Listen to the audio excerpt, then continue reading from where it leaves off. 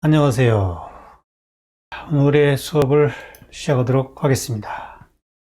오늘 내용은 그 예술과 유희 충동이라는 주제로 다루겠고요. 실러의 미학으로 본 분청사기의 멋이라는 부제를 달았습니다. 오늘은 회원 동정이 없어가지고 저희 연구소 창문을 열면은 이런 풀밭이 보여요. 여기가 이제 공터인데, 여기가 이제 그 새들의 놀이터예요. 제가 이제 연구하다가 조금 지치면은 이 문을 열고 항상 바라보는 데인데, 아주 새들이 노는 것을 보는 것도 아주 재밌더라고요. 참새들이 엄청 많아요, 여기에. 저걸 보면서 뭐 때문에 저렇게 열심히 날아다닐까. 저게 단순히 어떤 그 먹고 살기 위한 어떤 생존은 아닌 것 같아요. 먹이를 구하려는 것보다도 놀이적 성격이 강한 것 같아요. 뭐 자기들끼리 뭐 정보를 막 주고받고 하면서 한 명 날아가면 또 같이 따라 날아가고 또 저렇게 줄 맞춰서 또 앉아 있고,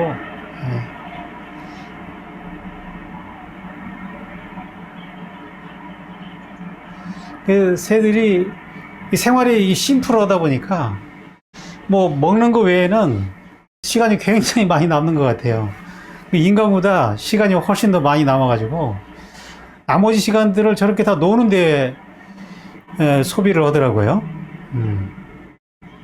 인간보다 노는 시간이 훨씬 많은 거죠. 우리는 뭐 이렇게 일할 게 많고 뭘 해야 될 게 많은데, 쟤들은 굉장히 심플해요. 자, 여기가 문이 보이죠? 제 연구실 문이 보이고요. 문 안으로 들어오면은 윤광조 선생님 도자기 작품이 있습니다. 원래 꽃병이 아닌데 제가 꽃을 꽂아놔서 꽃병으로 쓰고 있습니다. 저쪽에도 작품이 하나 걸려 있고, 밑에 보면은 테이블 위에 또 윤광조 선생님 도자기가 2점이 놓여 있습니다.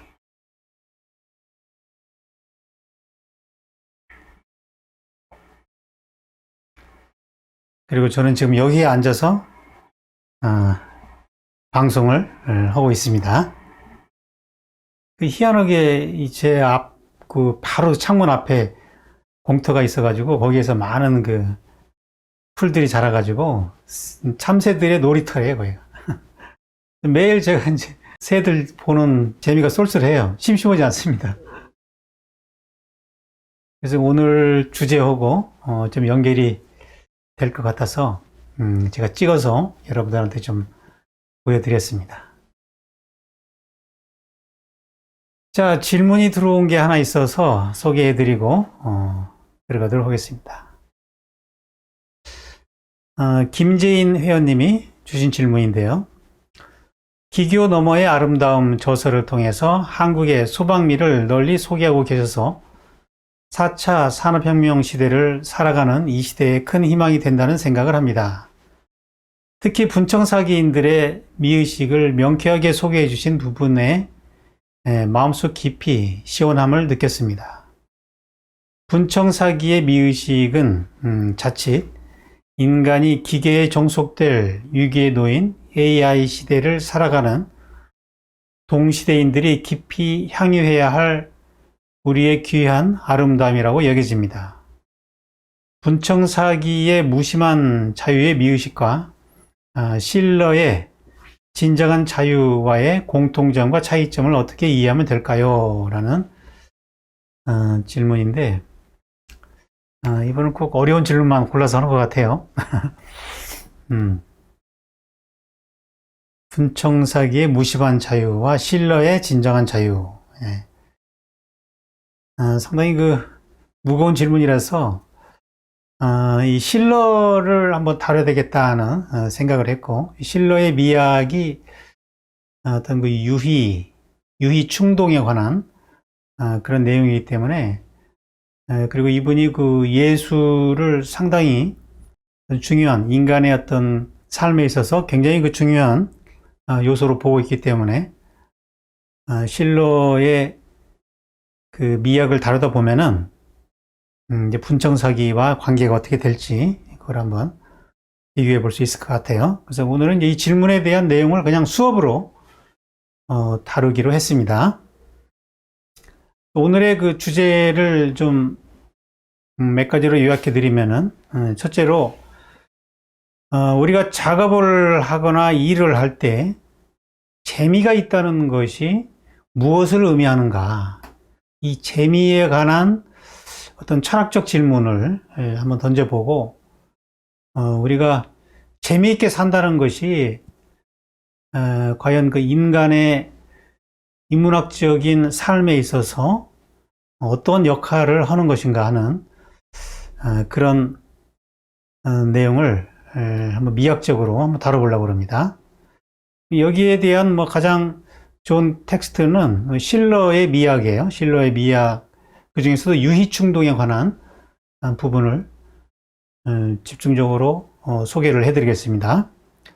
그리고 나서 아까 그 질문자의 내용에 있었듯이 분청사기와의 관계, 분청사기에 드러난 유희충동을 다뤄보는 시간으로 삼겠습니다.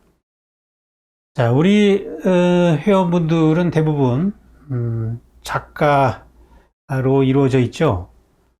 뭐 글 쓰시는 분도 있지만 한 80% 정도가 그림을 하시는 분이고 나머지가 이제 문학 하시는 분도 있고 또 뭐 그냥 취미로 하시는 분도 있는데, 아무튼 우리가 이제 작업을 할 때나 일을 할 때 재미가 없거나 지루할 때가 있죠. 그렇다면은 뭔가 우리가 잘못 가고 있다는 하나의 그 신호라는 거죠. 저는 그 작업이 좋냐 나쁘냐를 구분하는 그 결정적인 기준 중에 하나가 이 재미의 문제입니다. 재미가 있느냐. 작가가 그림을 그릴 때 혹은 글을 쓸 때 정말 재미있게 썼느냐, 재미있게 그렸느냐. 이건 상당히 중요한 것 같아요. 작가들이 그냥 지루해가지고 혹은 뭐 습관적으로 쓴다든지 그러면은 그 기운이 작품에 전달되지가 없겠죠. 일단 작가가 어딘가에 몰입해가지고 시간 가는 줄 모르고 자기의 어떤 열정을 불태울 때 거기에서 에너지가 전달되는 거거든요.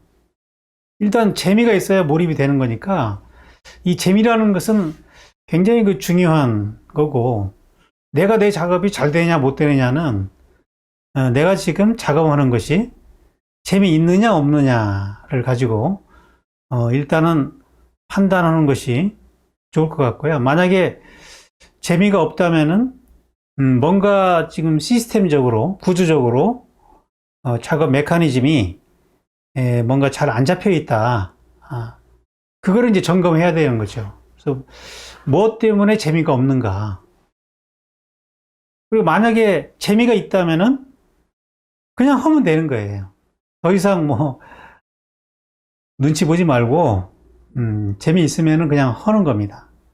재미있게 하다 보면은 자연스럽게 이 길이 이렇게 자기를 찾아가게 돼 있다는 거죠. 그러니까 이 재미라는 것이 어떻게 보면 일종의 그 내비게이션 같은 내가 가야 될 길을 인도하는 그런 내비게이션 같은 역할을 한다, 이렇게 보는 거죠. 그래서 오늘은 이 재미에 대한 좀 더 그 철학적인 이해를 한번 가져볼까 합니다. 제가 정의하는 재미를 먼저 설명드리고 그 다음에 실러의 미학으로 들어가도록 하겠습니다. 그래서 왼쪽 도표는 공성이라고 해가지고 우리의 그 진동 상태가 굉장히 활발하게 진동수가 빠른 상태를 의미하는 거고요.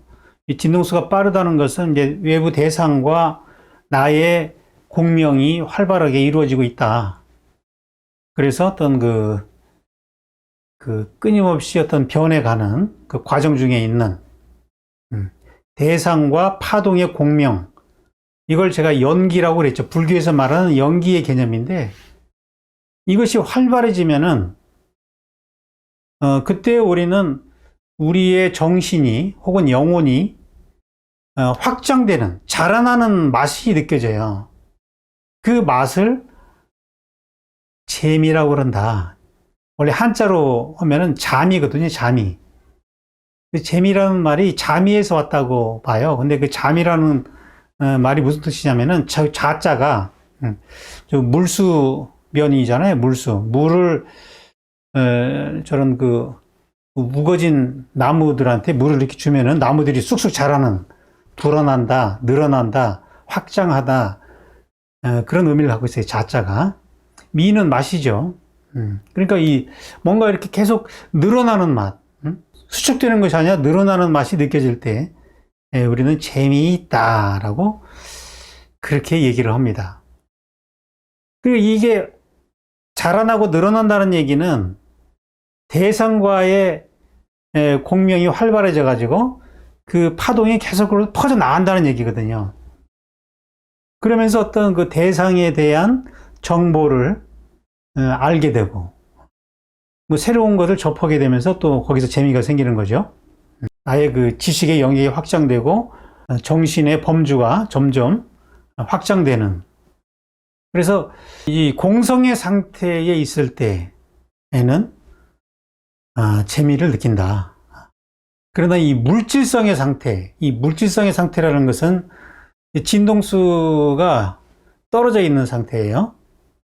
그러면은 이제 이 공명이 잘 안 되죠. 공명이 잘 안 되고, 그러면서 자꾸 고립이 되는 거죠. 고립이 되면서 늘어나지 않고 자꾸 수축이 되는 거죠. 저럴 때 우리는 굉장히 그 불쾌감을 느껴요. 이 공성에서는 쾌감을 느끼지만 물질성에서는 우리가 이제 그 불쾌감을 느끼기 때문에 저게 이제 추의 상태고, 공성의 상태가 미의 상태다라고 제가 미학적 인간으로 살아가기라는 책에서 그렇게 주장을 했습니다. 제가 생각하는 미의 개념은 저런 그 공성의 상태거든요. 그러니까 이 공성의 상태와 이 재미는 굉장히 밀접한 연결을 갖고 있다. 두 번째 문장 보면은 참다운 재미로 인도하는 유의충동의 출처는 제빛깔, 자기가 갖고 있는 고유한 그 진동, 이 제빛깔의 멋을 가능하게 하는 공성이다. 저 공성으로부터 이 유의충동이 일어난다는 거죠. 유의충동이라는 것은 어떤 그 대상과 어우러져서 즐기는 거거든요. 서로 이렇게 교류가 이루어지면서 주고받으면서 생기는 그런 즐거움인데, 이 공성은 연기작용이니까 끊임없이 주고받음이 있는 거라고요. 대상과 주고받음이 있기 때문에 인간의 어떤 그 궁극적인 목적이라고 볼 수 있는 거죠. 유의 자체가 어떻게 보면은 인간의 목적이다, 이렇게 볼 수 있는 거죠. 그래서 어떻게 하면은 우리가 이제 이 상태로 갈 것이니까, 그러려면은 우리 본성에서 나오는 그 유의충동을 잘 따라가면은 배우지 않아도 자기를 찾을 수 있다는 거죠. 제빛깔이 그냥 드러난다는 거죠. 근데 이제 재미가 없다는 얘기는 자기 길이 아니란 얘기예요. 뭔가 남의 길을 가고 있다든지, 뭔가 길을 잘못 들었을 때 그때 어떤 식으로든지 우리 본성이 사인을 줘야 될 거 아니에요. 그 사인이 바로 지루함이라든지 재미없음으로 나타난다는 거죠.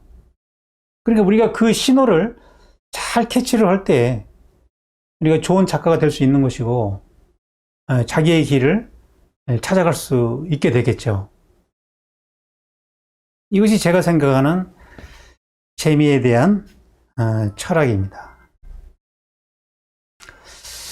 자, 이제 그 실러의 미학으로 들어가겠는데요. 이 실러는 1759년에 태어나서 1805년에 죽었으니까 18세기 말에 활동했던 작가고, 독일의 그 괴테와 쌍벽을 이루는 독일의 문호고, 이분이 굉장히 이 폭이 넓어요.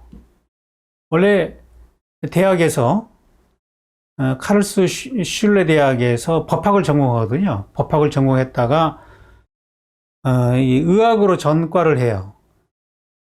의학으로 전향을 해가지고, 아버지가 이제 그 군의관 출신이라서 그 영향이 좀 있는지 의학으로 전과를 해가지고 군의관으로 근무를 하게 됩니다. 그러면서 극작가로서 이제 활동을 하게 되는데, 그러다가 1789년에 이 괴테의 주선으로 예나 대학교 역사학과 객원 교수가 돼요. 참 법학을 전공하다가 의학으로 갔다가 또 학생들 가르치는 거는 역사학으로 가르친다는 거죠. 그러니까 이분의 그 학문의 그 폭이 굉장히 넓은 거죠. 그 역사학 쪽에서도 굉장히 많은 그 글들을 발표를 했고, 그리고 이제 결혼을 했는데 폐렴과 늑막염에 걸려가지고 거의 뭐 죽을 지경까지 이르러요. 그래서 그때 이제 그 덴마크의 아우구스텐부르크라는 공작이 후원자가 나타나가지고 3년 동안 매년 $10,000씩을 후원해 주었죠. 그래서 이제 그 덕분에 병을 고쳤는데, 그 무렵에 이제 칸트에 대한 연구를 하게 됩니다. 그래서 칸트 철학에 몰두해가지고 그 칸트의 미학을 재해석해가지고 비판적으로 개성해가지고 자기의 그 미학으로 삼게 되는데, 그때 이제 그 내용들을 자기를 후원해준 그 아우구스텐부르크 공작한테 편지 형식으로 그 내용을 보내게 돼요. 예술과 아름다움의 본질에 대한 연구라는 내용의 그 편지들을 써가지고 그 편지들을 모아가지고 나중에 1795년에 잡지에다가 발표를 하면서 이제 이 글이 알려지게 됐습니다. 우리나라에도 미학 편지라는 책으로 번역돼 나와 있어요. 칸트를 비판적으로 개성했다고 그랬는데, 이 칸트의 업적이라면은 그 진과 선과 미, 이 영역을 순수이성 비판과 실천이성 비판, 이 판단력 비판이라는 그 세 가지 저서로 출판함으로써 진선미의 영역을 이제 구분했다는 그런 점인데, 이 실러가 보기에는 칸트의 그 미의 개념이 이 도덕의 영역, 그러니까 실천 이성의 영역과 완전히 분리가 안 됐다라고 그렇게 보고 있어요. 그래서 이제 칸트가 미라는 것은 윤리적인 선의 상징이다라고 본 것에 대해서 이거를 완전히 그 도덕과 분리시키려는 그런 작업을 하게 됩니다. 미란 행위에서의 자유, 이거는 이제 그 칸트의 실천이성 비판을 염두에 두고 하는 얘기죠. 행위에서의 자유와 다르다. 행위에서의 자유는 실천 이성적인 그런 자유라면은 현상에서의 자유가 미적인 자유라고 보는 거죠. 예술적 자유고. 실러의 그 기본 입장은 인간의 그 특징이 감성과 이성을 갖고 있는데, 감성과 이성의 조화를 이루어야 된다. 이 둘 다 발달이 안 되면은 그때는 이제 이원 상태라고 부르고요. 또 감정만 발달되어 있다든지 이성만 발달되어 있다든지 이렇게 되면은 이게 또 긴장 상태를 이루게 된다는 거죠. 그래서 이렇게 이원 상태나 긴장 상태가 아니고 완전한 어떤 그 완전성, 총체성이 이르려면은 조화 상태, 감성과 이성이 5대5의 균형을, 바란스를 맞는 그 조화 상태가 돼야 된다. 이렇게 생각을 하는 거죠. 그리고 그것을 가능하게 하는 것이 바로 미라고 보는 거예요. 미. 실러에서 미와 유의는 같은 개념이라고 볼 수 있어요. 미라는 유의에서 인간은 감성적 규정과 이성적 규정으로부터 벗어나가지고 무규정적인 자유를 누릴 수 있고, 그것은 오직 예술을 통해서 가능하다. 실러에게 예술이라는 것은 미에 이르는 지름길이고, 그것만이 인간의 진정한 자유에 도달할 수 있다라고 그렇게 주장을 하게 됩니다. 실러가 그 활동할 때의 그 시대적인 배경을 보면은 개인의 자유를 부르짖는 시민혁명이 일어나는 그런 시기거든요. 특히 프랑스를 중심으로 해가지고 시민혁명이 일어났죠. 프랑스 혁명이 1789년인가요? 예, 그때 이제 프랑스 혁명이 일어나면서 이제 그 자유에 대한 열망이 사회적으로 무르익은 그런 시기인데, 근데 이제 프랑스 대혁명이 결국 실패로 끝나죠. 왜냐하면은 그것이 어떤 그 진정한 자유가 아니라 어떤 그 정치적인, 어떤 이데올로기적인 그런 한계 속에서 이루어지기 때문에 오히려 어떤 그 이성적인 것이 도구로 이용돼 가지고 그 많은 그 인간들을 학살하는, 오히려 그 부자유로 나가는 그런 패단을 지켜보면서 어떻게 인간이 진정한 자유가 가능한가, 이거를 이제 고민하는 거예요. 이것이 이제 실러의 문제의식이고, 또 이분이 그 역사학자이기 때문에 대학에서 역사학을 강의하잖아요. 그러니까 그 역사를 잘 알아요. 그리고 특히 그 전쟁사, 30년 전쟁의 역사와 그 에스파냐가 그 절대주의에 맞서가지고 네덜란드 독립전쟁의 과정을 탐색하면서 사회의 어떤 그 구조적 개선, 어떤 이념이나 어떤 정치적인 그런 그 구조적인 개선보다도 이 인간이 바뀌지 않으면은 사회가 바뀔 수 없다라는 그런 생각을 하게 됩니다. 그렇다면은 어떻게 그 인간을 개선할 수 있을 것인가? 그 고민을 편지를 쓴 것이 바로 그 미학 편지이고, 여기 있는 내용들은 지금 그 미학 편지에 있는 내용들을 제가 소개해 드리고 있습니다. 자, 현실에서 정치적인 문제를 해결하기 위해서는 미적인 길을 선택해야 한다. 자유에 이르는 길은 바로 아름다움을 통해서만 가능하기 때문이다. 아주 좋은 얘기죠. 자유라는 거와 미라는 거를 직접 연결을 시키고 있는 개념인데, 사람들이 저렇게 혁명을 통해서 자유를 쟁취하고자 했지만 그거는 불가능하다는 거죠. 지금까지 자유민주주의를 우리가 외치고 있지만 과연 우리 사회가 자유로운 사회일까요? 저 자유에 대한 불길이 프랑스 대혁명부터 18세기부터 지금까지 계속 이어져 왔다고 볼 수 있잖아요. 모든 나라들이 다 이 자유라는 말을 써요. 심지어 북한도 인민, 민주공화국, 민주, 자유 이런 말들을 모든 국가들이 사용하지만 과연 이 자유라는 것이 우리 사회에 도래했느냐, 그렇게 봤을 때는 회의적인 거죠. 그러면 다른 대안을 찾아야 될 거 아니에요. 어느 사회도 성공적으로 자유가 보장된 사회는 없다는 거죠. 우리도 알게 모르게 계속 감시를 당하고 있는 것이고 자유가 억압되고 있는 거죠.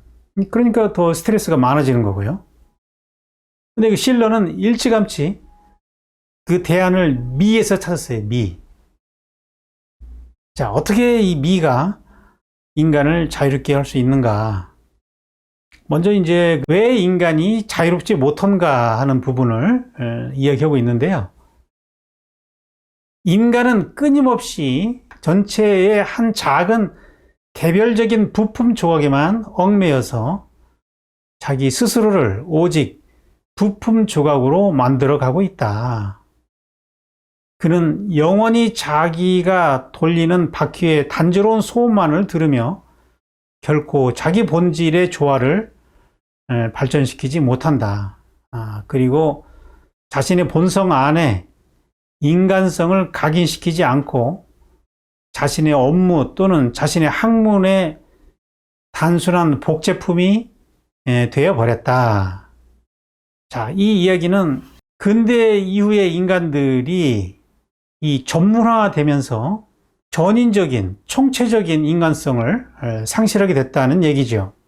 현대사회로 올수록 직업이 분화가 이루어지죠. 직업이 분화가 이루어지고 전공이 아주 세분화되면서 오직 기술을 익혀가지고 그걸로 이제 먹고 사는, 그리고 자기 분야밖에 모르는 거죠.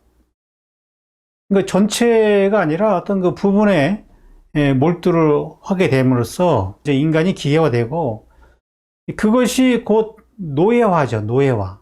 그죠? 기계화 된다는 것은 자기 학문의 어떤 그 복제품이 되어버리는 거죠.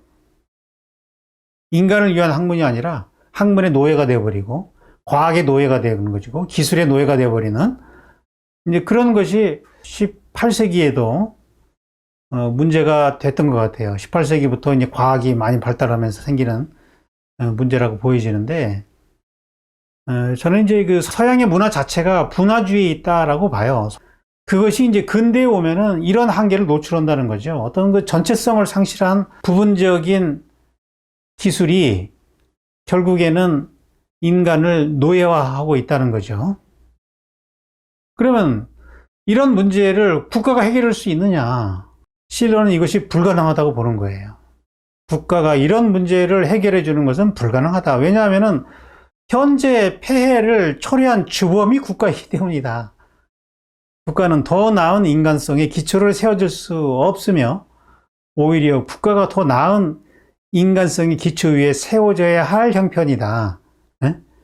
국가 자체가 문제고 국가가 바로 그렇게 인간성을 황폐화하는 주범이라는 거죠. 왜? 이데올로기를 가지고 그 안에 종속시키려고 하기 때문에 인간은 자유로울 수가 없는 거죠. 오히려 국가가 다시 인간성의 기초에 하에서 다시 정립이 돼야 되는 그런 형편이기 때문에 국가한테 이거를 기대할 수 없다. 이 얘기는 정치적으로 해결이 불가능하다고 보는 거죠.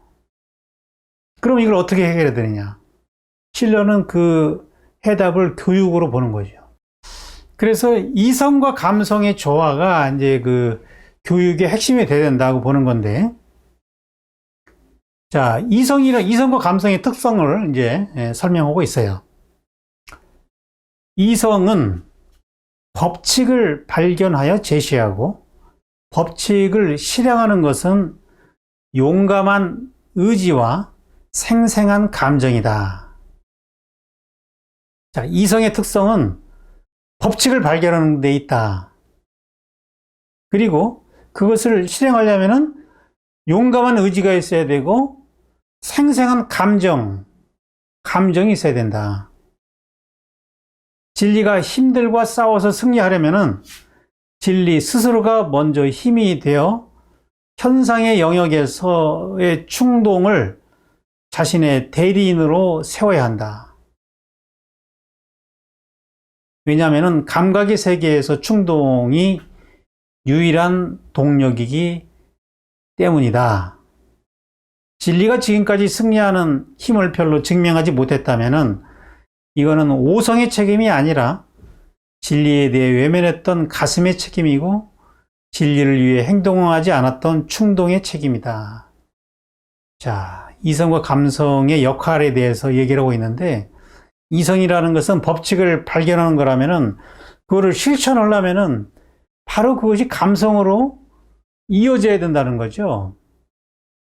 왜냐하면 이성이라는 것은 스스로 존립할 수 없고 감성을 통해서 자기를 드러낼 수 있기 때문에, 그런데 그 감성이 뒤떨어지지 않고 이성만 가지고 하려고 할 때, 그때 이제 어떤 그 이데올로기로 빠진다든지 엉뚱한 길로 어떤 도구적인 이성이 되겠죠. 그렇게 되면은 이성과 가슴이 같이 가야 된다는 거죠. 같이 가야 된다. 그러니까 이 얘기는 그 동양 철학에서 보면은 이와 기의 관계라고도 볼 수 있어요. 이성은 동양 철학을 말하면 이죠, 이. 그리고 감성은 이제 기와 관련되어 있는 거고, 이만 중시한다든지 기만 중시할 때 거기서 이제 밸런스가 깨짐으로 인해 가지고 문제가 생긴다, 뭐 그런 얘기가 되겠어요. 자, 그렇다면은 완전한 인간이란 뭐냐? 아름다운 예술은 인간을 움직이는 두 충동인 형식 충동. 이 형식 충동이라는 것은 다른 말로 하면 이성 충동이에요. 이성. 이성이라는 것은 어떤 법칙과 형식을 이렇게 만드는 그런 능력이거든요. 그 이성적인 것을 형식 충동이라고 실러는 얘기하고 있는 거고요. 그 다음에 소재. 자연의 어떤 그 소재 충동이라는 것은 감성 충동이죠. 감성. 형식 충동은 이성이고 소재 충동은 감성적 능력인데, 그러니까 이 두 개의 기본 충동이 인간한테는 내재해 있는 거예요. 근데 이것만 가지고는 안 된다는 거죠. 왜? 이 둘 사이를 서로 이어주면서 상호 시너지 효과를 낼 수 있도록 또 다른 충동이 필요하다고 보는 건데, 그게 바로 제3의 충동인 유의 충동이다 라고 보는 거죠. 제3의 충동인 유의 충동에 의해서 하나 되는 순간에 달성된다. 그러니까 형식 충동, 즉 이성 충동과 소재 충동, 즉 감성 충동이 유의 충동에 의해서 하나가 된다. 그 얘기가 되겠어요. 형식 이성 충동과 소재 감성 충동은 인간에게 내재해 있는 기본 충동이고, 유의 충동은 오직 아름다운 예술을 볼 때 발현되는 충동이다. 이 예술을 통해서만 발현이 되는 충동이 유의 충동이라는 거죠. 인간의 문제는 파편화라고 그랬죠. 기계적으로 파편화되는 거. 이게 이제 인간의 문제라고 진단을 한 거잖아요. 그러면 해답은 뭐예요? 인간의 총체성이 되겠죠. 총체성이라는 건 다른 게 아니라 이성과 감성이 조화를 이루는 거죠. 그 방법이 유의 충동을 끌어내는 거고, 그게 바로 예술이라고 보는 거죠. 인간의 총체성은 자연적으로 주어진 것이 아니라 오직 아름다움을 대상으로 한 유의 충동에 의해서 형성된다. 자, 이 지점이 이제 그 인간성, 인간의 정체성의 중요한 지점으로 보고 있는 건데, 유의 충동은 자연적으로 주어진 게 아니다는 얘기예요. 오직 미를 통해서 발현이 되는 거기 때문에 완전한 인간은 유의하는 존재가 된다. 완전한 인간만이 유의하고, 유의하는 경우에만 완전한 인간이다 라고 단적으로 정의를 합니다. 자, 그러면 어떻게 이성과 감성이 하나 될 수 있는가? 형식 이성 충동에 따라서 도덕적인 행위를 하면은 육체와 감정의 부름, 즉 소재 충동은 극복돼야 할 대상이 되고, 자, 그동안 이 서양 철학에서는 이런 이성 충동을 중시해 왔었죠. 그래서 어떤 육체와 감정을 누르고자 했잖아요. 그러니까 극복의 대상이 되어 왔다, 그 얘기고요. 그 반대로 세상의 체험이나 삶의 유지를 위한 소재, 감각 충동이 규정적으로 작용될 때는 형식, 이성 충동이 촉발되지 않는다. 감정이 중시되면은 이성은 다운될 수밖에 없다는 거죠. 서로 대립되는 힘이라는 거죠. 음과 양처럼 서로 대립되는 힘이라는 거, 이성과 감성이. 근데 이 둘의 충동이 동시적으로 작용하면서 두 충동 자체의 필연성이 서로를 상쇄시킬 때 비로소 총체성이 형성된다. 두 충동이 동시적으로 작용하면서 충동 자체의 필연성이 서로를 상쇄시킬 때 이때 태극처럼 하나가 된다는 얘기죠. 이성과 감성의 접합. 이때 아름다운 유의를 통해서 형식 충동과 소재, 감각 충동이 동시에 촉발된다는 거죠. 유의를 통해서. 자, 그 다음에 보죠. 인간의 총체성이 자리하고 있는 미적인 상태에는 구체적인 인식이나 판단, 행동에 도움이 되지 않는 제로 상태다. 와우. 이게 무슨 말인지 이해가 될까요? 제로 상태. 그 뒤를 좀 더 읽어보죠. 이는 오직 인간의 모든 잠재적 가능성이 규정되어 있지 않은 채로 존재하는 최고의 상태다. 제로 상태가 최고래요. 따라서 인간은 아름다움을 체험할 때 자신이 가지고 있는 원천적인 최고의 잠재적 가능성의 상태에 있게 된다. 이런 의미에서 아름다움은 인간의 제2창조자로 정의된다. 참 깊은 의미가 있는 그런 내용이라고 보여지는데요. 자, 제가 그린 이 도표 한번 보시죠. 제가 이제 이게 인간과 우주와의 관계를 설명하는 도표인데, 이 천지인 사상을 제가 이렇게 그렸어요. 천지인. 하늘이 인간 안으로 정신으로 들어와 있고, 땅의 속성인 몸과 이렇게 어우러져 있는 것이, 이것이 이제 인간이라는 거죠. 천지 부모, 하늘을 아버지로, 땅을 어머니로 삼아서 그 사이에서 태어난 존재가 인간인데, 그래서 인간은 요 하늘의 속성과 땅의 속성을 같이 갖고 있다. 근데 하늘의 상태를 다른 말로 하면은 공, 무 또는 영혼, 성령, 참나 여러 가지로 표현할 수 있지만 이것이 발현이 될 때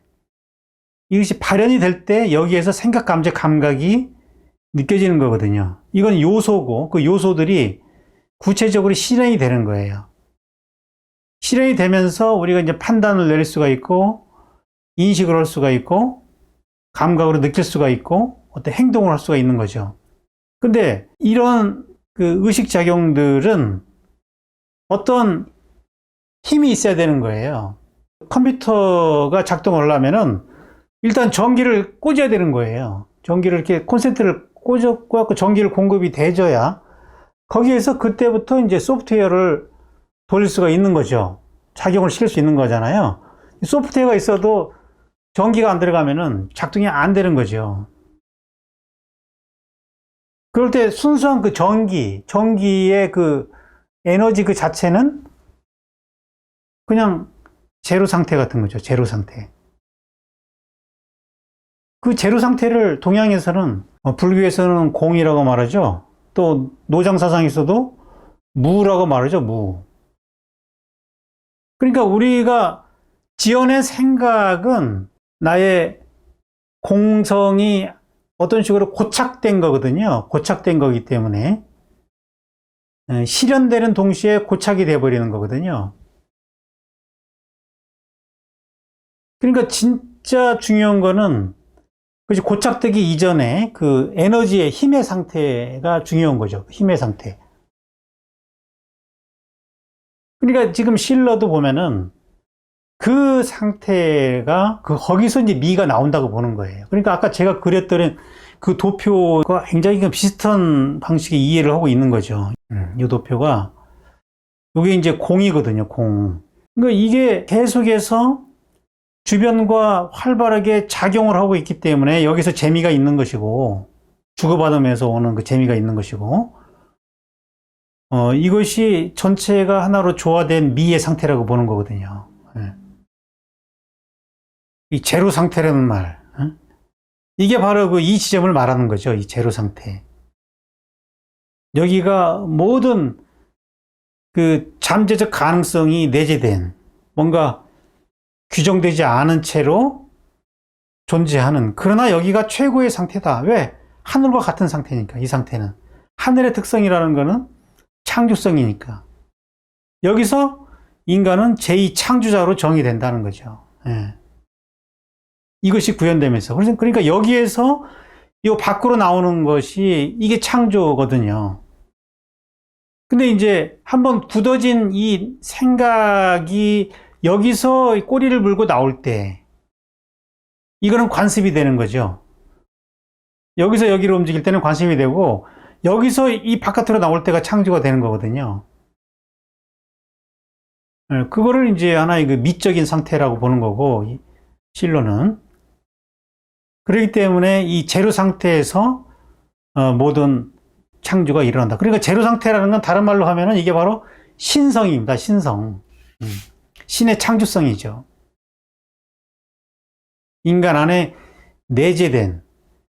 그러니까 이분도 신의 내재성을 믿는 거예요. 이렇게 이 얘기를 한다는 거는. 그 다음에 인간에게서 이성이 발현되더라도 그것이 욕망의 실현을 위한 도구로 사용된다면 동물과 다름없다. 우리가 이제 이성을 작동하더라도 그 이성이 우리가 먹고 사는 일에만 그런 그 동물적인 욕구를 충족시키는데 이성이 사용된다면 동물이나 뭐가 다르겠느냐는 거죠. 인간은 감각적이면서 동시에 이성적인 존재다. 인성의 시작은, 인간성의 시작은 이 모든 자연적인 욕망이 충족된 한가로운 순간, 기본적인 우리 욕구, 먹고 사는 문제가 기본적으로 어느 정도 충족이 된 그 한가로운 순간, 즉 동굴에 그림을 그리고 자신을 치장하며 서로 유의하는 순간이며, 이 순간에 감각과 이성은 유의충동에서 하나로 통합되어 가상에 대한 즐거움을 일깨우는 것이다. 자, 이성이 먹고 사는 문제에만 골몰하면은 동물과 다름없는 존재인데, 그것이 아니라 어떤 그 기본적인 욕망이 충족된 그 한가로운 순간, 그때 인간은 유의를 하게 된다는 거죠. 뭔가 그림을 그리고, 원시인들이 그 동굴에다가 이제 그림을 새겨 넣고 벽에다 뭐 새기고 그러잖아요.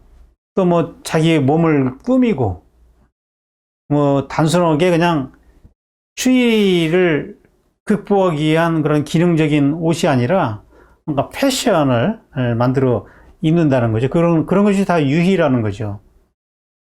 장식하고 치장하고. 그거는 먹고 사는 거와 아무 상관없는 거거든요. 지금 인간들은 그런 여유가 너무 없는 거예요. 여유가 없어요. 아까 제가 참새 노는 거 보여줬죠? 그 참새 보세요. 여유가 많으니까 시도 때 없이 놀아요. 걔들 노는 거 보면 부러워 죽겠어, 그냥. 사실 생존을 위한 거는요, 그렇게 많은 노력을 들이지 않아도 다 되는 것 같아요. 뭐 참새도 저렇게 먹고 사는데 인간이 그렇게 많은 시간을 들여서 먹고 사는 일에만 허비한다는 것이 이게 너무 낭비적이잖아요. 인간은 왜 그게 안 되냐면은 어느 정도 이 배불리 먹어도 더 잘 먹으려고 그러고, 더 잘 살려고 그러고, 더 큰 집에 가려고 그러고, 계속 그런 기본적인 욕구에 종속이 되어 있다 보니까 이 유희를 즐기지 않는다는 얘기죠. 예술을 하려고 하지 않는다는 얘기죠.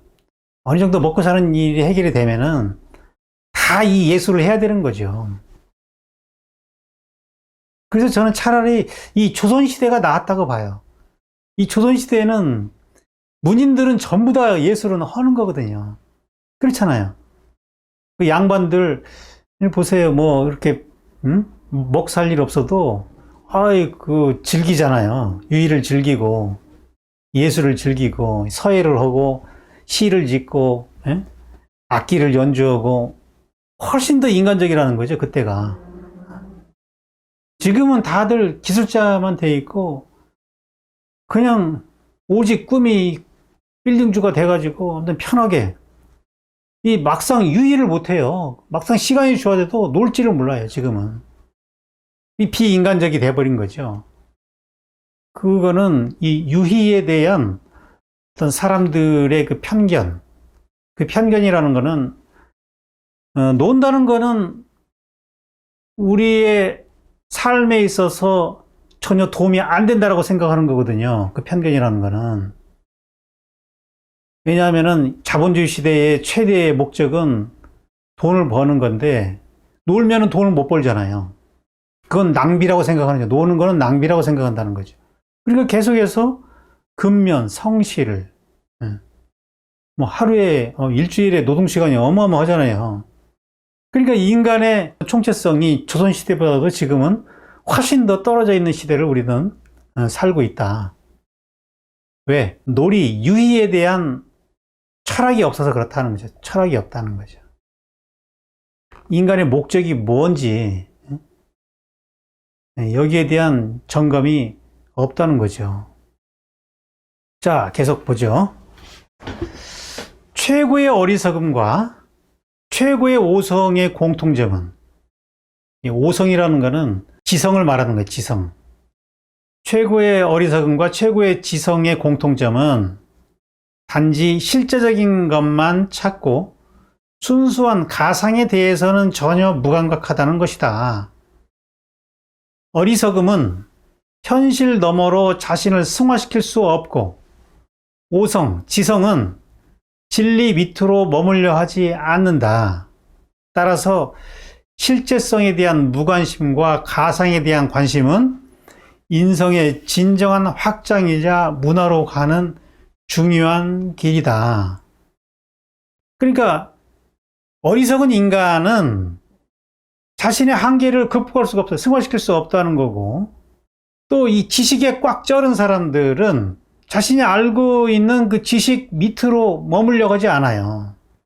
그러니까 즐기지를 못하는 거죠. 오직 그 실제성에만 관심을 갖고 있다는 거죠. 그래서 이 실제성에 대한 무관심, 그리고 가상에 대한 관심이 인간성의 확장이고 이것이 문화적 인간으로 나아가는 지름길이다라고 얘기를 하는 겁니다. 자, 여기서 나오는 이 가상이라는 말의 개념을 우리가 좀 생각해 봐야 되는데, 가상. 여기서는 실제에 대한 대립 개념으로 쓰고 있는 거죠, 가상을. 실제라는 것은 우리가 이제 그 구체적인 현실 세계인데, 그건 너머의 그런 세계가 이제 가상의 영역이라고 볼 수가 있고요. 여러분, 이 가상을 다른 말로 하면은 시뮬아크르, 우리 지난 시간에 다뤘던 그 시뮬아크르 개념과 가깝다, 이렇게 생각을 합니다. 이거는 이제 재현이 아니거든요, 가상이라는 것은. 자, 그 다음에요. 감각적 충동의 대상과 이성적 충동의 대상, 그 다음에 유의 충동의 대상을 이제 설정하고 있는데요. 감각적 충동이라는 것은 우리의 그 삶에서 느끼는, 감각적으로 우리 삶을 느끼는 모든 물질적인 존재와 직접적으로 나타나는 모든 것들을 의미하는 개념이다. 자기가 사용하고 있는 이 감각 충동에 대해서 지금 정의를 다시 한번 하고 있고요. 그 다음에 형식 충동이라는 것은 이게 이성 충동이라고 그랬죠. 충동의 대상은 형태다, 형태. 여기서 말하는 이 형태라는 말, 이 한국말로 그냥 보면은 이게 어떤 그 구체적인 물질적인 형태를 생각하면 안 돼요.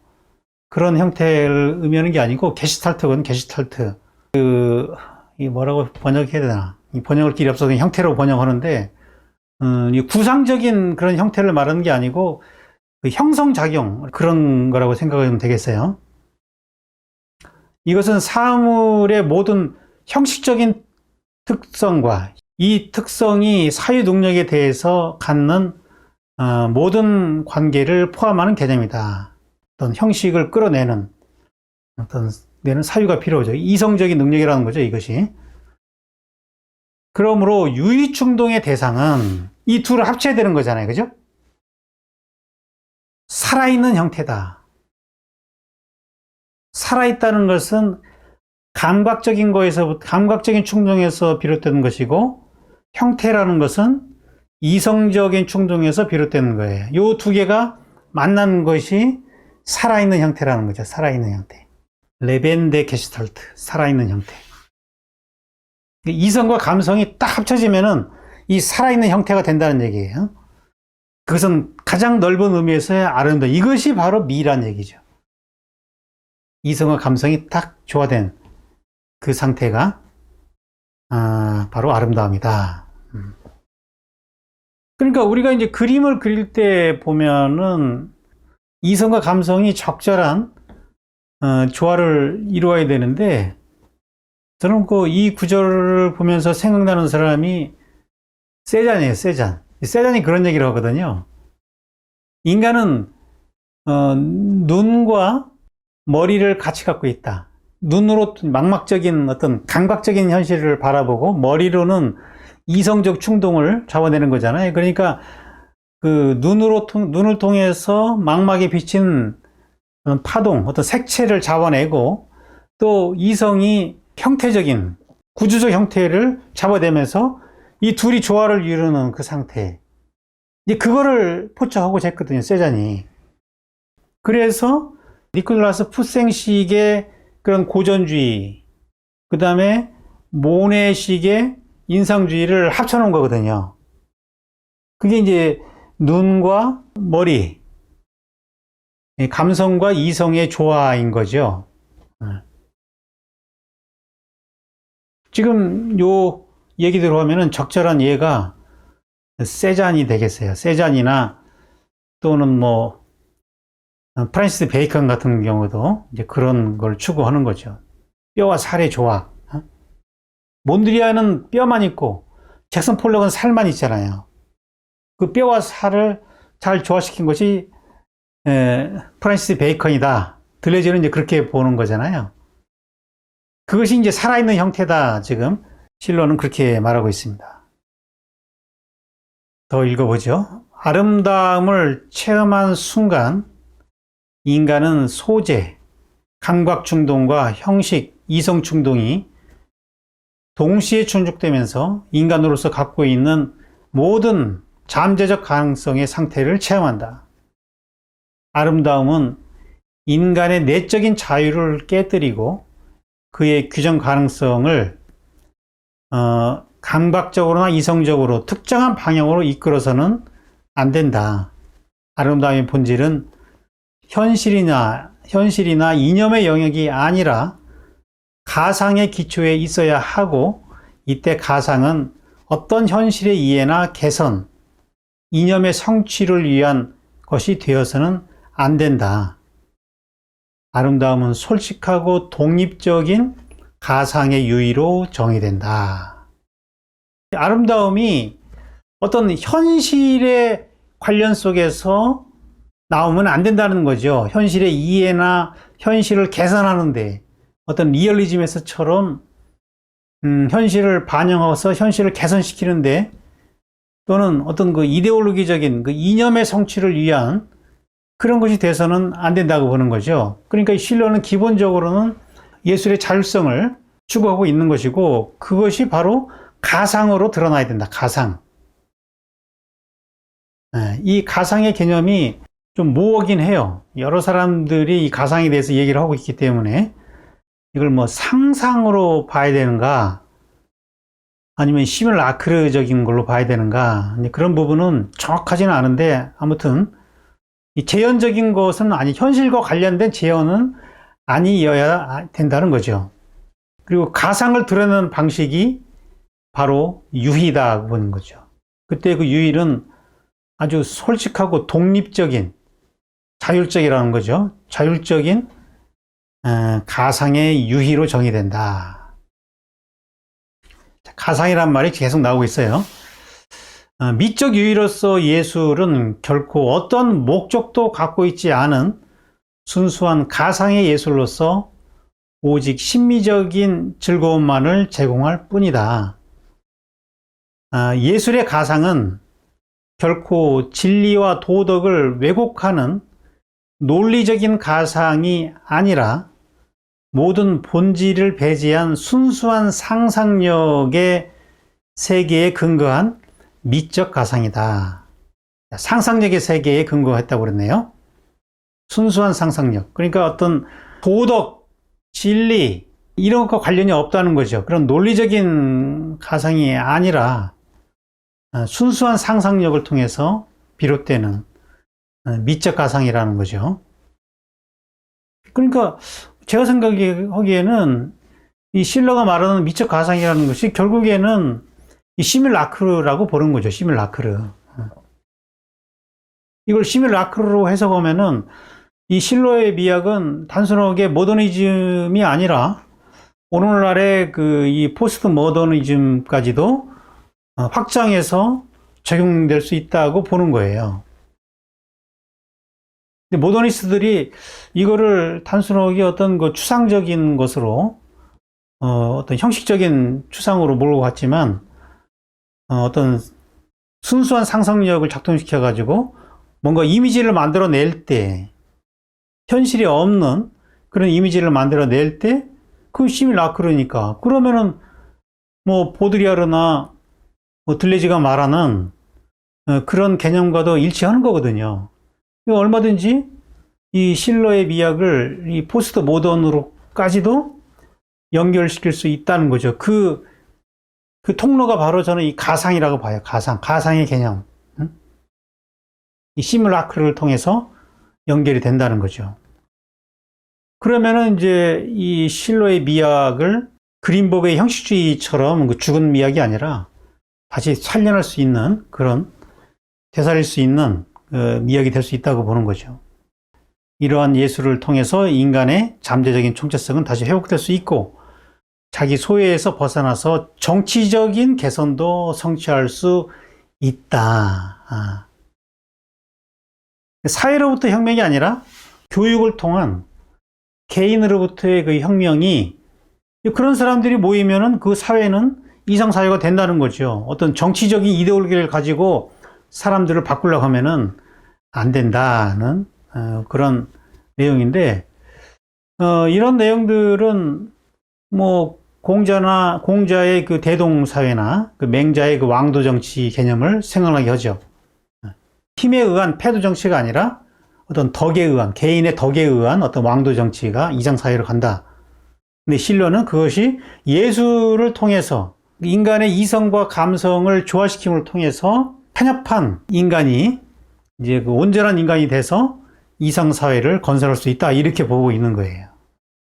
그래서 어떤 마지막에는 이 유희의 나라를 주장을 하는데 이 유희의 나라에서야말로 개성과 보편성이 공존하는 평등의 이상이 성립할 것이다 라고 얘기를 하는데 툭툭 던지는 얘기들이 상당히 깊은 통찰이 느껴져요. 개성과 보편성이 공존하는 평등의 이상. 개성과 이 보편성이라는 것은 대립 개념이잖아요. 근데 이것이 어떻게 공존하느냐.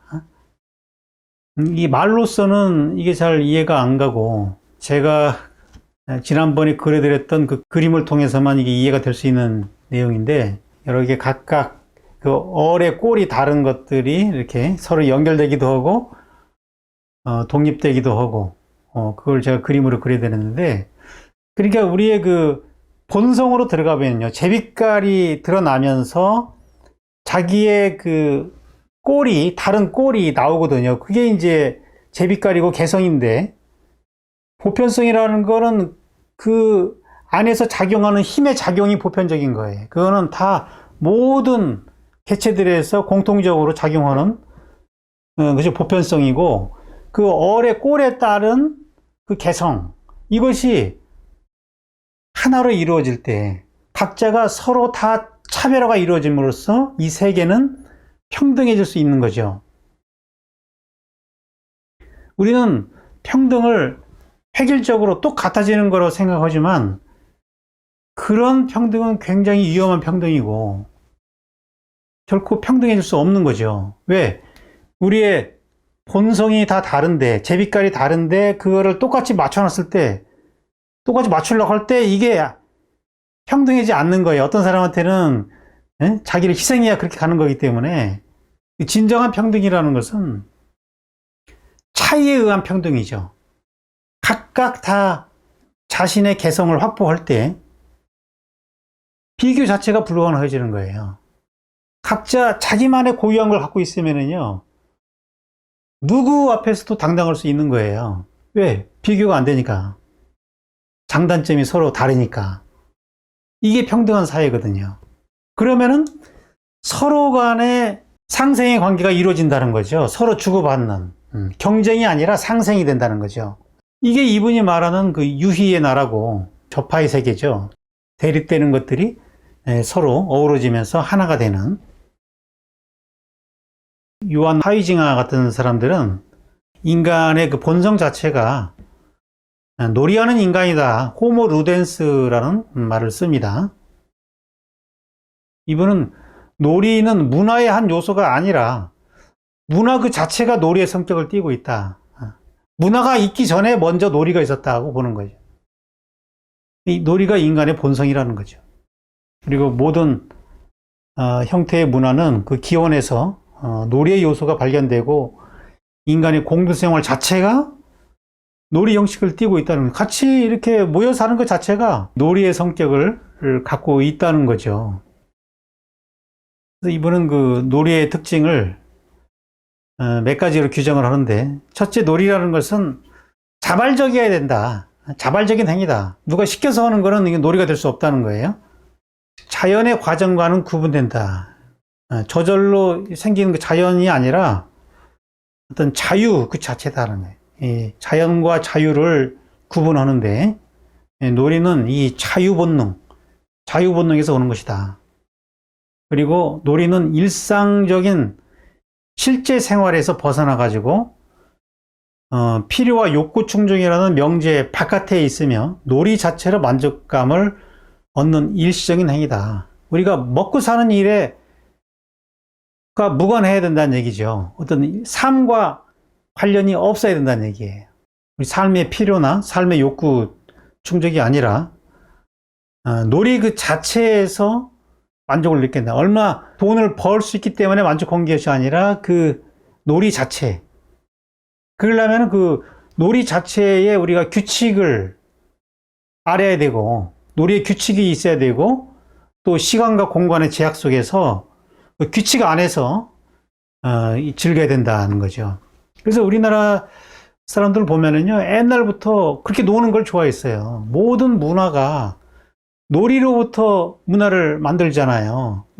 우리네 옛날 그 제천 행사들 보면은 다 놀이잖아요. 그죠? 춤과 음악, 그 다음에 운동, 스포츠 다 그 놀이로 만들거든요.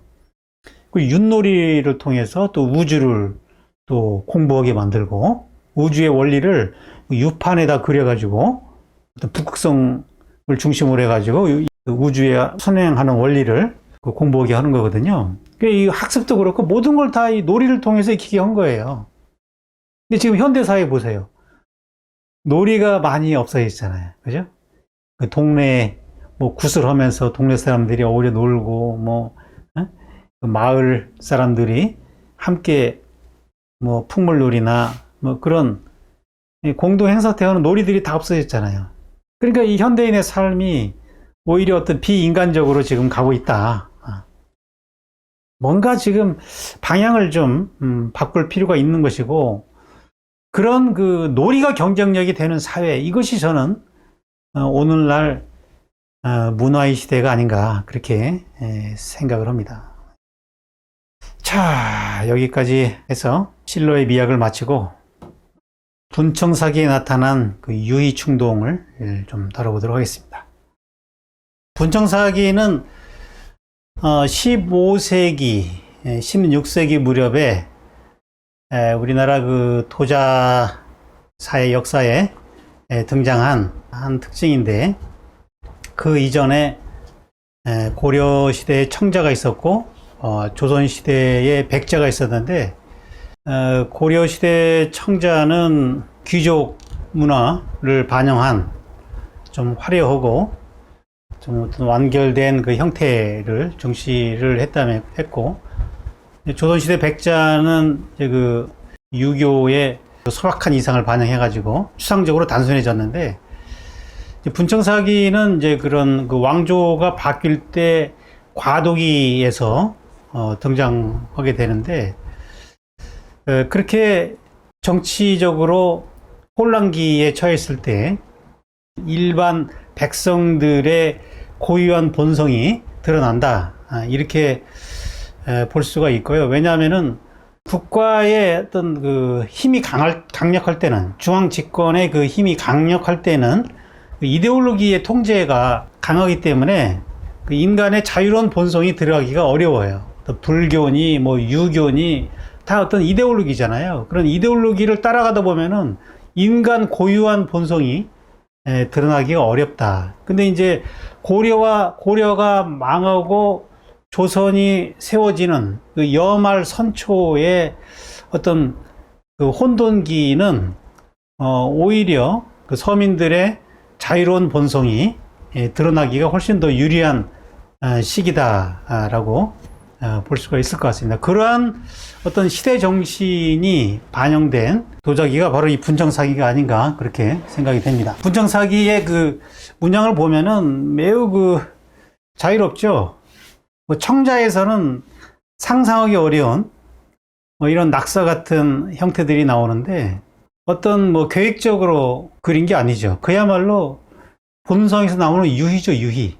얘들 그 낙서하듯이 그냥 저절로 그냥 맡기는 거거든요. 뭐 여러분들 작품을 하니까 아시겠지만, 이렇게 그냥 바로 하기가 쉽지 않아요. 뭔가 드로잉을 먼저 해놓고 그걸 따라서 이렇게 조심스럽게 접근해 들어가는데, 이렇게 자유분방하게 그냥 거침없이 이런 추상적인 선들을 쓱쓱 그어대는 거는 그 당시, 이게 지금 15세기 무렵인데 그 당시 작품으로서는 파격적인 거죠. 서양에서는 20세기에 와서 이런 게 나오잖아요. 저는 이거는 유희충동이라고 봅니다. 유희. 자, 이런 분청사기를 보면은 지금 앞뒤면을 같이 제가 보여드리고 있는데, 처음에는 문양을 세로 출발을 했어요. 근데 이제 세로 그리다가 그냥 낙서 형식으로 가버리죠. 세를 재현할 필요가 없는 거죠, 사실은. 어떤 뭔가 이 문양을 넣는 거지, 그게 뭔가를 닮을 필요는 없는 거잖아요. 그런 재현에서 벗어나기 위해서 뭐 날개라도 엉뚱한 대로 이렇게 만들어 놓고 일부러 이렇게 엉뚱한 짓을 하는 거죠. 자, 이런 거 보면은 마치 그 이 미로의 다동기술법적인 그런 선묘를 느끼게 합니다.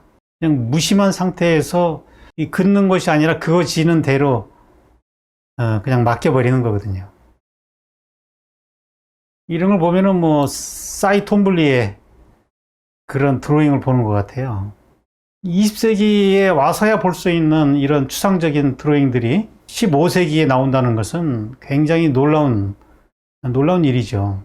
이거는 뭐 어떠한 뭐 모델을 보고 어떤 이념을 갖고 했다기보다는 그냥 노는 거죠. 유희입니다. 유희. 유희 충동을 그냥 따르는 거죠.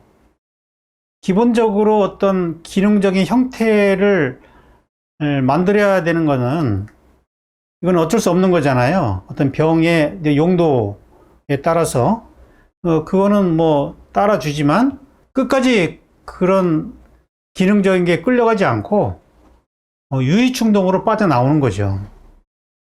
자, 이것도 보면은 이제 어떤 그 꽃을 그리는 것 같지만, 꽃을 닮으려는 의지는 없어요. 그냥 즐기려는 거지. 유희입니다, 유희. 이거 뭐 뭐를 표현할지는 모르겠지만 아무튼 그냥 추상적인 이런 선묘로 그냥 그어대고 있습니다. 이건 태국 문양도 있네요. 그러니까 이런 문양들이 어떤 스케치를 먼저 한 뒤에 그거를 옮긴 것이 아니라 거의 즉흥성에 많이 의존하고 있다. 순간적인 충동, 그러니까 재현이 안 되니까 이런 것도 역시 그 감각적인 시뮬라크적인 요소를 갖고 있다라는 거죠. 뭔가 재현하고자 하지 않는다는 얘기죠. 물론 뭐 어떤 뭐 꽃이라든지 뭐 물고기라든지 이런 걸 생각하지만 그거를 닮아야 될 필요는 없다고 보는 거죠. 그릇 안에서는 이 안에 자체의 논리를 따르겠다는 거죠. 여기는 이제 물고기가 이렇게 연결이 되어 있죠. 이렇게. 이것도 보면은 입이 좀 왼쪽으로 가 있죠. 가운데로 안 오고. 자, 이런 문양들이 틀에 박힌 그런 문양이 아니라 만들 때 즉흥적으로 나오는 그리던 그 패턴을 따라서 하는 것이 아니라 이 기형을 만들었을 때 이 기형에 가장 적합한 그리고 내 마음속에서 떠오르는 그 이미지를 그냥 그려버린다는 거죠. 충동에 의해서. 그러니까 어디서 많이 본 것 같지 않고 신선해 보이는 거라고요. 재현이 아니라는 거죠, 이런 것들은. 이 당시에 이렇게 자유분방한 붓질 같은 것이 나온다는 것은 상당한 현대적인 감성이죠. 형태도 삐뚤음해가지고 저런 선들도 기하학적이지 않아요. 근데 저렇게 자연스럽게 나오려면은 자기 의식이 공의 상태가 돼야 되는 거라고요. 그래야 저런 무심한 게 나오는 거죠. 내가 어떤 욕심을 갖고 있고 뭔가 그려야 되겠다는 집착이 있고 뭔가 담게 해야 된다는 그런 게 있으면은 그렇게 자꾸 따라가게 되는 거죠. 그걸 내려놓아야 되거든요. 아주 본질적인 거, 그릇이라는 이 본질적인 것만 어떤 형태만 딱 갖고 있고 나머지는 그냥 맡겨버릴 때 저렇게 자연스러운 게 나오는 거거든요. 저런 그림들이 생동감이 느껴지는 것은 이 계획이 없는 상태에서 그 충동이 선택하는 그런 어떤 이미지들이라는 거죠. 나의 어떤 그 가상적 충동이 뭐 물고기나 새를 이렇게 보고 그리는 것이 아니라 내 이미지에 있는 것이 순간적으로 가상성을 만들어내 가지고 어디에도 없는 그런 형태들을 그리게 된다는 거죠. 어떤 판에 박힌 그런 재현의 느낌이 아니라 이 그릇을 위해 유일한 문양들이 나오고 있는 거죠. 우리가 이제 이런 작품들에서 느끼는 쾌감이라는 것은 잘 그렸다 혹은 잘 만들었다에서 오는 그 기교적인 쾌감이 아니라 마음을 비울 수 있는 욕심 없이 충동에서 오는 그 쾌감의 공명을 느끼는 거거든요. 나도 저렇게 자유로웠으면 좋겠다는 그 미적 충동, 거기에 대한 우리는 동경이 있는 거거든요. 그러니까 다른 나라 도자기에서는 도저히 나올 수 없는 그림인 거죠. 저런 형태들이. 뭐 일본 도자기나 중국 도자기를 보면 얼마나 정교하고 인위적인 기교가 들어있는지 그런 것들은 다 어떤 원본이 있고요. 스케치가 있어요. 그리고 그거를 기술적으로 따라하면서 숙련된 기술로 하는 거죠. 이거는 그냥 하는 거잖아요. 그냥. 안에서 나오는 그 충동을 따르는 거거든요.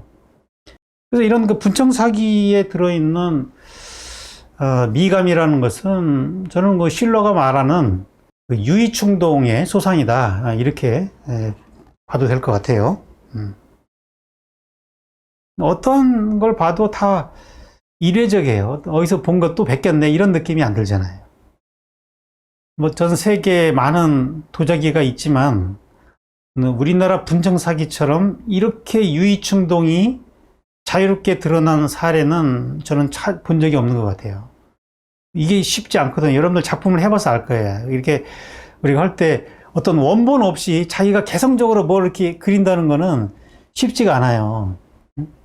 그 자기 스타일이 막 나와야 되는 건데 완전히 그 대가가 되기 전에는 그게 어려운 건데 근데 이 사람들이 그렇게 이름도 없는 그런 장인들이 이렇게 자기만의 어떤 개성적인 필치가 나온다는 것이 굉장히 놀라운 감각이죠.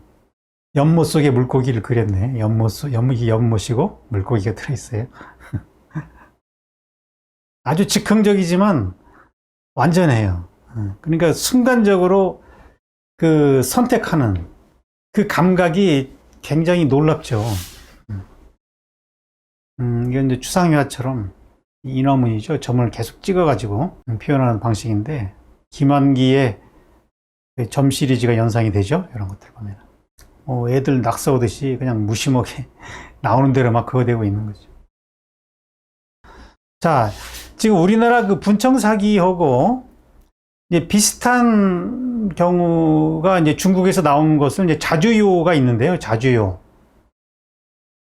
어떤 사람들은 이제 그 우리나라 분청 사기가 자주요에 영향을 받았다 이렇게 보는 사람도 있는데, 이 작품을 비교해 보면 알지만 유의 충동에 있어서 차이가 분명히 느껴져요. 이거는 유의가 아니라 자유롭게 한 것을 계획한 것 같은, 물론 뭐 청자에 비해서는 자유롭지만 뭔가 패턴이 일정해요. 패턴이 있어요. 이건 중국 도자기의 모든 중국 도자기 갖고 있는 특징입니다. 어떤 그 패턴을 갖고 있다는 거. 이 자주요가 제일 패턴이 없는 도자기인데도 그래도 우리나라 분청 사기와에 비하면 굉장히 질서, 패턴이 느껴지는 거죠. 저는 요즘에 그 한국의 K-pop 가수들하고 뭐 중국 가수들 뭐 똑같이 뭐 팝을 해도 느낌이 좀 다르거든요. 우리나라 가수들은 진짜 그 잘 놀아요. 특히 그 이 공연할 때 그때 보면은 진짜 잘 놀아요. 이 춤과 이 노래와 모든 걸 다 동원해서 노는데, 근데 이 중국 그 가수들 부르는 거 보면은 왠지 재미가 좀 약해요. 이렇게 좀 유의충동이 약하다. 놀라고는 하는데 노는 거는 같지만 좀 재미가 없어 보인다는 거죠. 도자기도 똑같이 그렇게 저는 느껴지는 거죠. 그 정도 차이.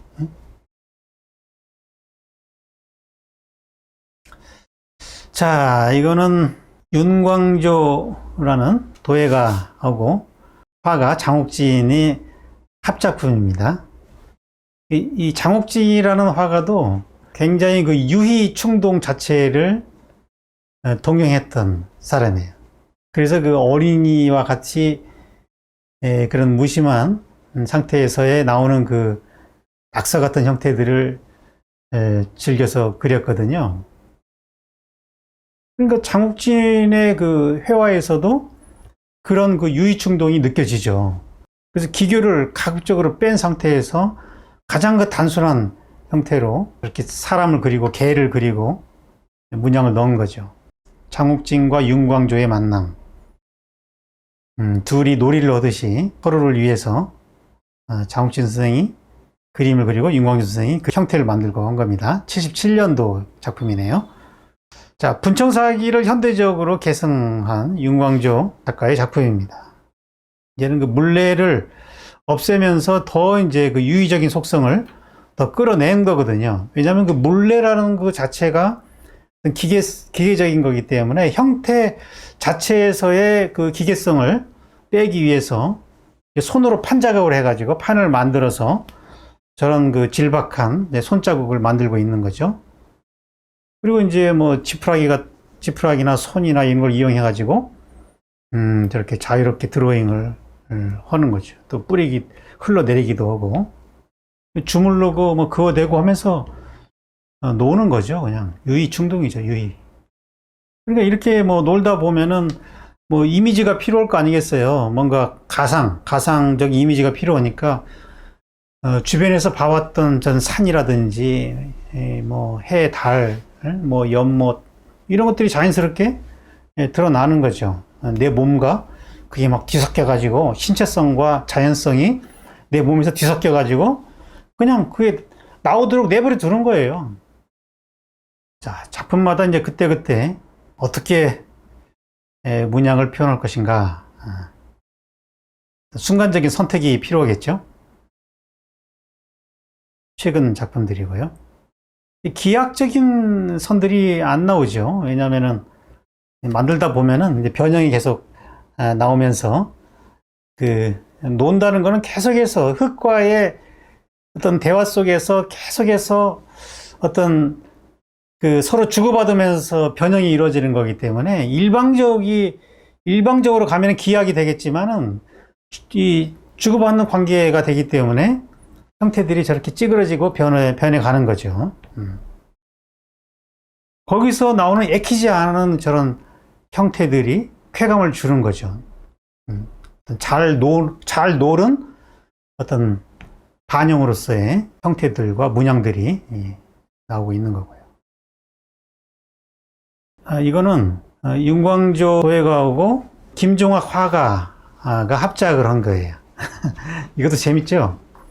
몇 년 전에 그 현대화랑에서 전시회 때 했던 건데, 이제 설악산에 계시는 김종학 선생이 그 스케치를 해와가지고 경주 안강에 바람골로 와서 이제 윤광조 선생이 이제 저런 기형을 만들어 놓으면 그 위에다가 이제 드로잉을 한 건데, 저는 뭐 개인적으로는 김종학 선생의 그 그림보다도 이게 더 좋은 것 같아요.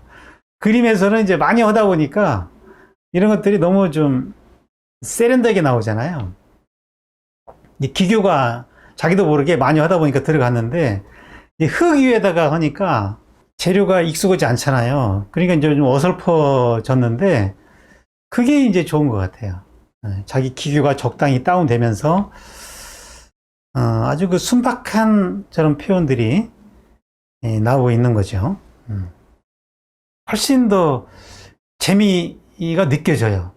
그림으로 그릴 때는 힘은 느껴지지만 약간의 그 관습이 있어 보이는데, 여기서는 그냥 감정이입과 재미가 느껴져요. 왜냐면 서투니까 더 자기 마음이 더 실리는 거거든요. 요 물고기 좀 귀엽지 않아요? 정말 재밌었겠다라는 것이 그대로 느껴지죠. 자, 이 도자기는 며칠 전에 윤광조 선생님이 제가 그 연구소 새로 오픈을 했다고 해서 축하의 의미로 보내준 접시입니다. 접시인데 불자와 공자와 무자가 써져 있었어요. 불공무 화두처럼 뭐 이걸 써놔가지고 이걸 어떻게 해석을 해야 되나. 옛날에는 이런 걸 가지고 놀았거든요. 과거 시험 볼 때 화제를 탁 던져주면 그걸 가지고 글을 싹 만들어내는 거거든요.